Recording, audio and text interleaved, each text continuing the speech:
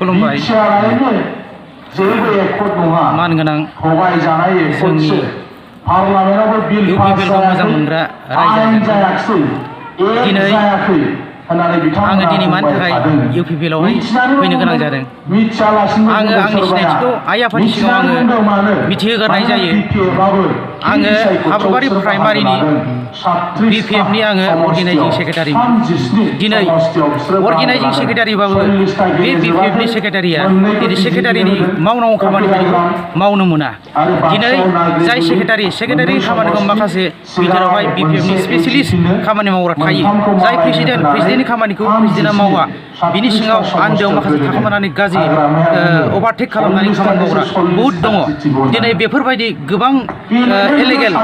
corruption बेफोरबायदिनि सोमोन्दै दिनै आङो सुबुरुनबोजोब्बाय जिहेतु आङो बिपिएफआव 12 बोसोरसो आङो दिनै खामानि मावबाय माब्लाबा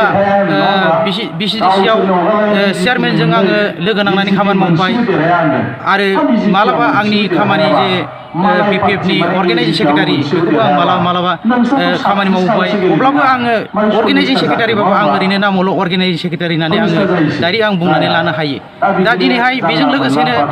मोनसे खोथा दिनै गामि गामि सरकारनिफ्राय सेन्ट्रेलनिफ्राय दिनैहाय बोराय बुरैनि पेन्सन अल्ड एज पेन्सन होनना बुङो आरो माखासे सेन्ट्रेलनि आरो स्टेट गभर्नमेन्टनि जेनाखि बेखौ मा होननानै बुङो एग्रिकालसारनि जे पिएम किसान होनना बुङो बेफोरबायदि गामि गामि हरनाय बोराय बुरै पेन्सन हरनाय बेफोरबायदिखौ आङो गोबां रायजो राजाजों मोजां मोनजाथों होननानै दिनै आङो बिपिएफआव थानाय समावहाय आङो गोबां खस्थ' खालामनानै चेयारमेनजों आङो बिथोराव आन्दोआव थानानै आङो मोजां मोनजानाय खामानि मावफ्लानानै आं दिनै रायजो राजानि आं मोजां मावनो हादों दिनैहाय गामियाव आं गैयाब्लाबो 21 जनसो आङो बोराय बुरै मानसिनि आङो बे पेन्सनखौ आं होफैनो हादों आरो एग्रिकालसारनि आङो 30-35 जनसो मानसिनो आं बिजनेसखौ आं बानायना होनो हादों दिनै बिनि गेजेराव माखासे बखिनाय फैदों दिनै आङो बिपिएफआव थानानै बा सोरबाया बुंदों बिथाङा बिपिएफआव थानानै बोरै इउपिपिएलनि सुबुंनो इउपिपिएलनि सोद्रोमानो माबोरै होनो हाखो बिदिबाथ' जोंनि बिपिएफखौ बिथाङा निस्सय मोजां मोननाय गैया बेबायदि मोनसे खोथा फैदों दा बे बोराय बुरैनि पेन्सननि बेलायावबो होनो एग्रिकालसारनि बेलायावबो होनो दिनैहाय 10-12 बोसोरनि सिगां ओरैबायदि खोथा फैदों जेब्लानाखि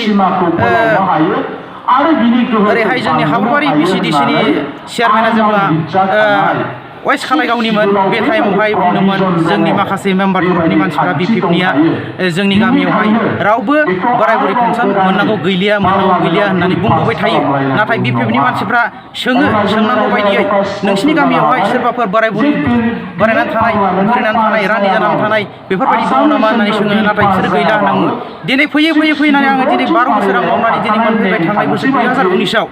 आङो बे खामानिखौ गासैबो मावनो मोनबाय जेराव आङो 25-26 जनसो आङो दिनैहाय मावनो हाबाय आङो बोराय बुरै पेन्सन आरो एग्रिकालसारनिखौ आं मावना होनो हाबाय बेनि गेजेरावनो दिनै बिथांमोनहा गाव गावनि न'खरनि गाव गावनि बिमा बिफाखौल' बोराय बुरै पेन्सन मोननांगौ होननानै साननाय आरो गाव गावनि न'खरनि मानसिफोरखौल' साख्रि बाख्रियै थाखाय फैसायै थाखानाय मानसिफोरखौल'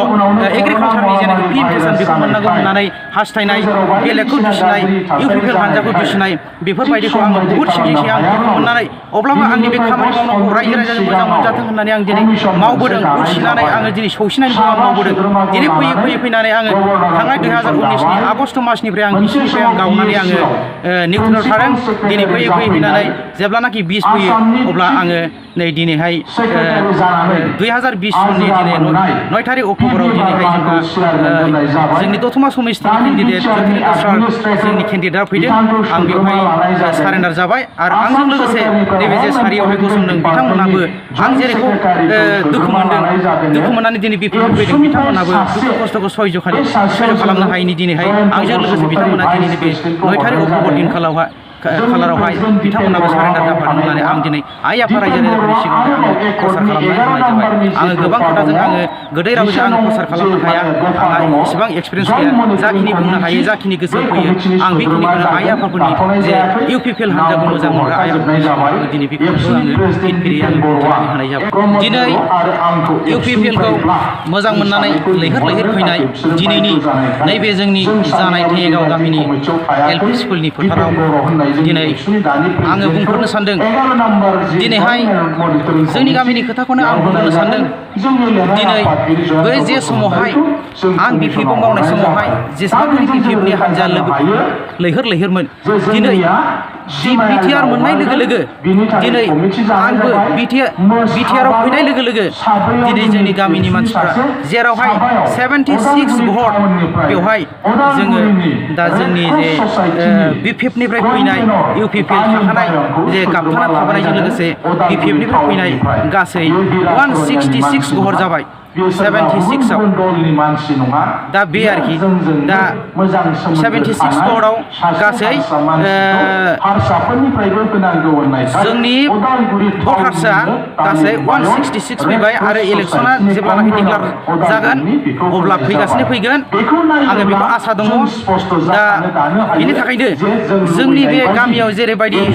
60% 70% जे UPPL आव दिनै जयेन जाफैदों बेबायदिनो प्रतेक गामिनि आइ आफा रायजो राजायाबो बुजिनानै साननानै गोथौयै बुजिनानै दिनै जाहाथे UPPL आव हाबफैयो आं बेखौनो बुङो बेजों लोगोसे आरो जोंहा जोंनि बे दतमा समस्तिनि जे जोंनि केन्डिडेट सार ज्योतिरिन्द्र ब्रह्म बिथांखौ जाहाथे ट्रेक्टरनि सावारियाव भट होनानै जाहाथे जै जाहोहरो देरहासार जाहरो आरो जोंनि दतमा समस्तिनि मोननांगौ बायदियै जेरै EM जों मोननो हायो आरो रायजो राजानि आइ आफानि मोजां जेरैबायदि गोजोन थासारिखौ लाबोनानै होफैनो हायो जों बेखौ आसा खालामनानै आङो दिनै BPF जानानै UPPL आव फैनानै आंनि हान्जा BPF निफ्राय फैनाय आरो गोदानै जाहाथे फैयो जयेन जाफैयो भट इलेक्सननि सिगां बिनि थाखाय आङो आइ आफा रायजो राजाफोरखौ आङो खावलायनाय जाबाय गोजोन